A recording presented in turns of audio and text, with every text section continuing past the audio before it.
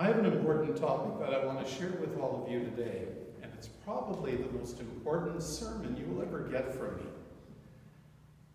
And I say that because it deals with something I think that all of you have had to struggle with in your life, and that is the great question as to the whys and wherefores of life's misfortune.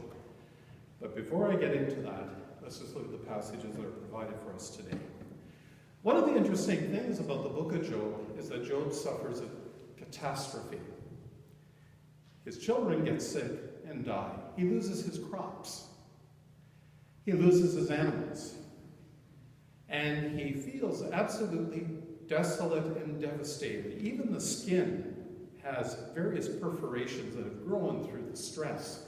And he sits on an ash heap in the garbage dump of the community, wailing over his great misfortune. So he begins a journey.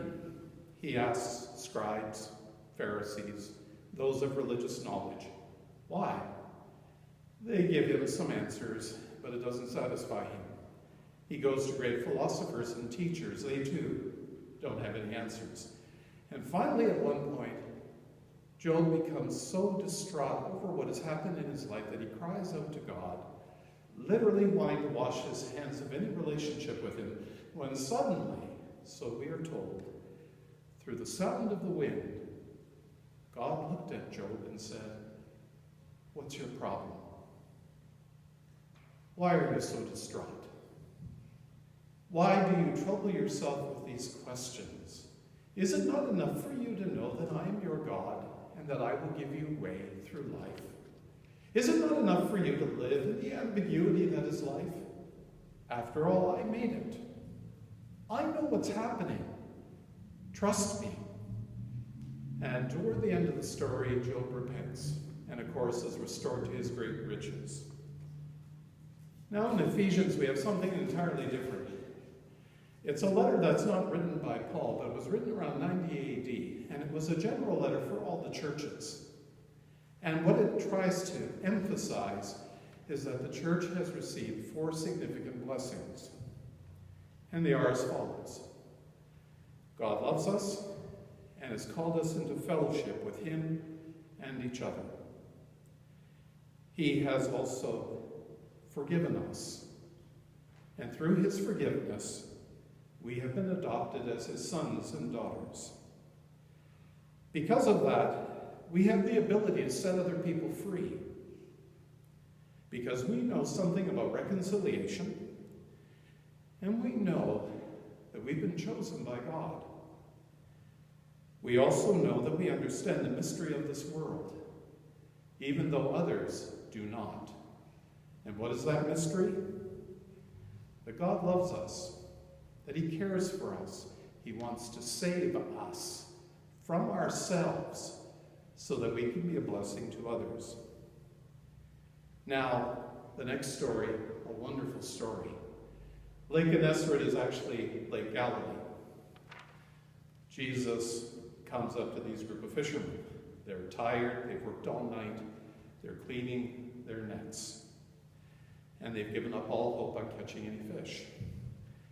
And Jesus, in his presumptuousness, goes to Simon Peter and says, "Take the boat out." Why? We didn't catch anything. Take the boat out. And at first he starts to preach to the people so they can huddle on the shore and listen to him. But after a while, take the boat out, because I'm going to show you which side of the boat you should have dropped your nets on. Instead of the left, do the right. You should be laughing. Don't you know in Saskatchewan they fish on the left and we fish on the right here? Anyway, I knew that wouldn't go. Anyway, you're all tired, I know, so am I. But here's the thing. Jesus asks the impossible. Go out and fish again. And Peter is exasperated. But to humor this wise teacher, he caves into his demand. They fish, and suddenly they have more fish than they could ever imagine. And they are astounded. And Peter pulls back, saying, "I am a sinner. I don't deserve this." And the others cower in their fear, and Jesus says, "Don't be afraid. You're not sinners. You are fishers of people. I have called you to save the world from its madness and from itself. And our story ends. All right, God reveals himself to all of us in the depths of our lives, and there's a simple process by which you can know all of this. And it's very simple, and Northrop Frye, in his wonderful book entitled Bible and Narrative Literature, says this: questions raise better questions. And as we get better at our questions, we finally find our answer, as long as we're willing to persist in asking the question. And I'm going to give you a simple practical case in point. And you've heard this story before. When my father died, I was distraught at 23. I was working for the Conservative Party as a researcher. I was working toward my Bachelor of Arts in Political Science at Waterloo University.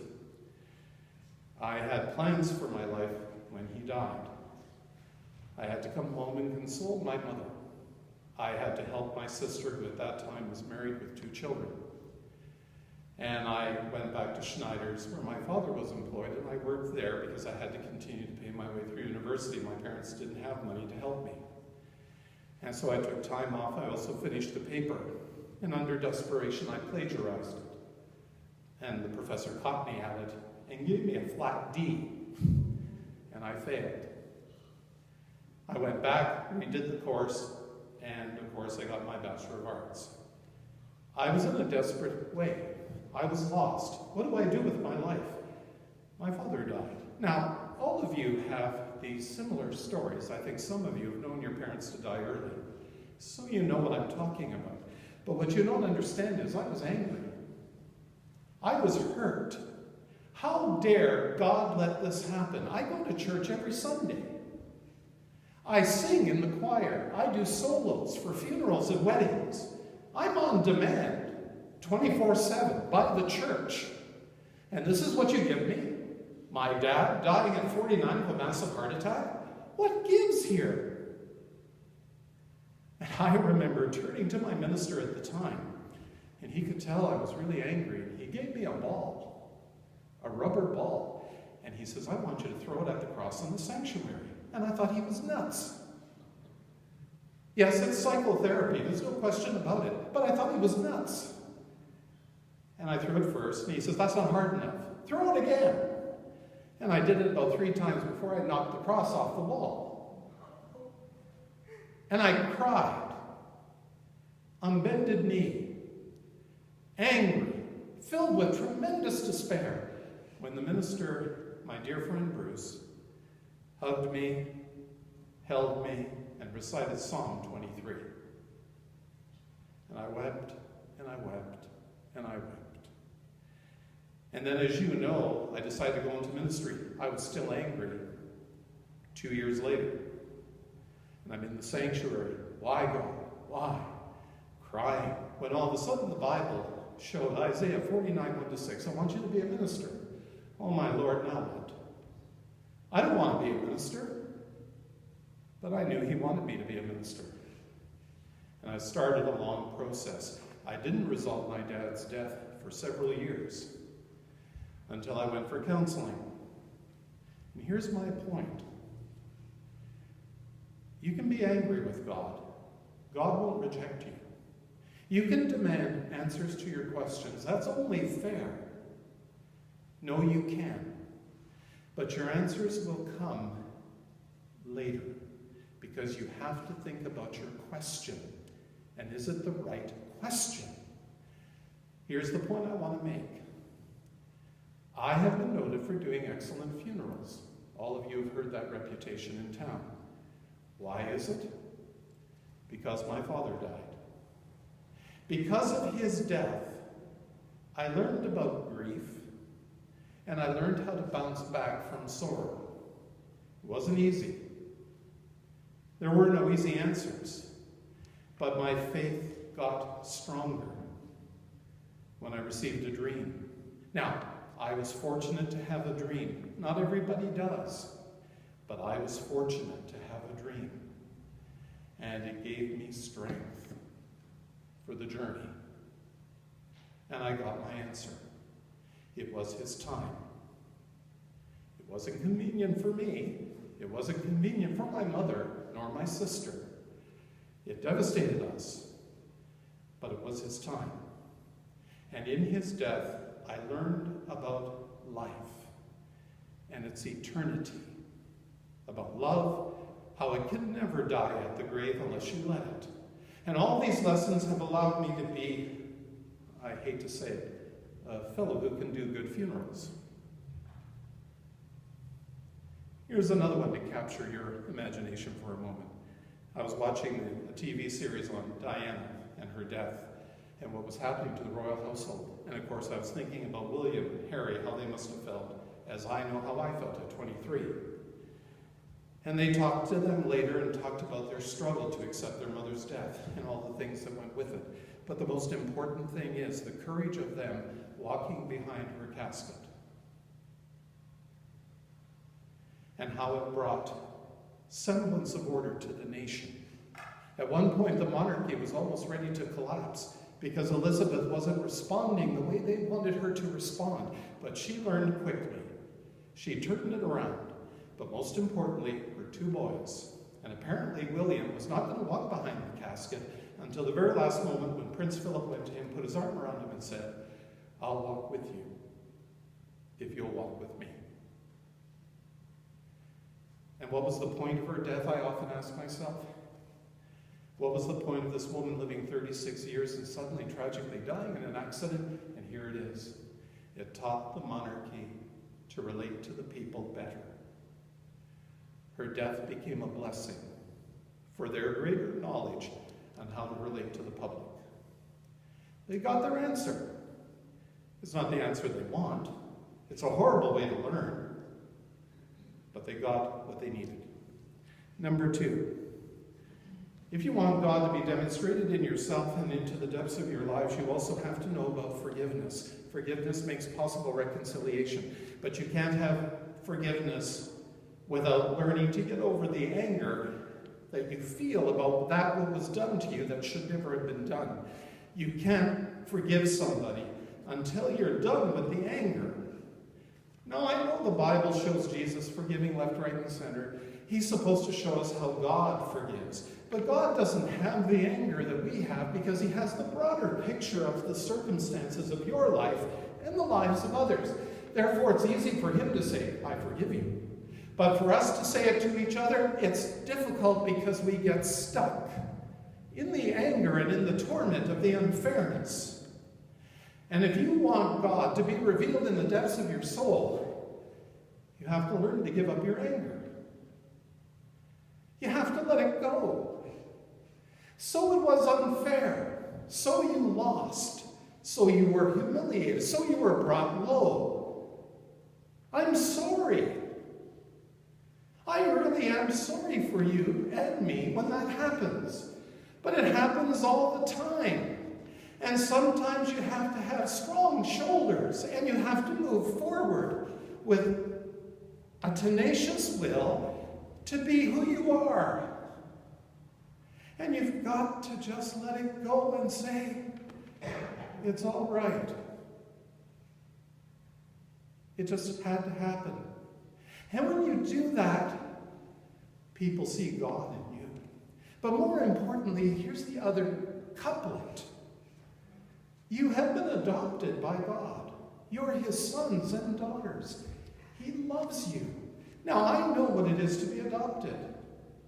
I didn't deserve it. I didn't ask for it at 7 weeks old. But it happened. It was a gift. 2 parents chose me, gave me a name, raised me, taught me right from wrong.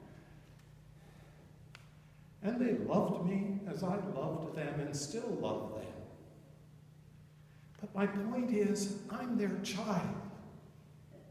Because they were gracious enough to take me in, knowing full well that I would give them a run for their money when I was 13. Knowing when I wouldn't clean my room and do what they wanted, and they spanked me. Or when I teased my sister with the towel while we played dishes. Oh, I was a terrible kid. Oh, I know, that's hard for all of you to believe, I know that. And because I questioned. I was even a tougher kid to live with because I also had why? Not when I was 3, but when I was 13, 14, 15, right up to, what am I now, 62? Why? And here's my last point. Don't be afraid to dive into the depths to catch the fish you need. One of the problems that I see in the world is that a lot of people live their life on the surface. They roll with the punches. They don't live an examined life. And then they wonder why they get in trouble. They wonder why they're lost. They wonder why they're bitter. Dive deep. Get in touch with the real self. Now, I want to caution you on something. I have dove real deep. I hope that's the correct word. And it's made me too analytical at times that I don't live my life freely. That's not good either. But there is a blessing in knowing your demons and your angels that drive you. It makes you to be wise, competent, and it makes you achieve the pearl of great price, which are the answers that you search for. But if you're not going to dive deep, if you don't want to really understand why you do what you do, and why you do it for the reasons that you do, then you will never catch the big fish. And you'll be forever throwing your line out endlessly, getting nothing in return.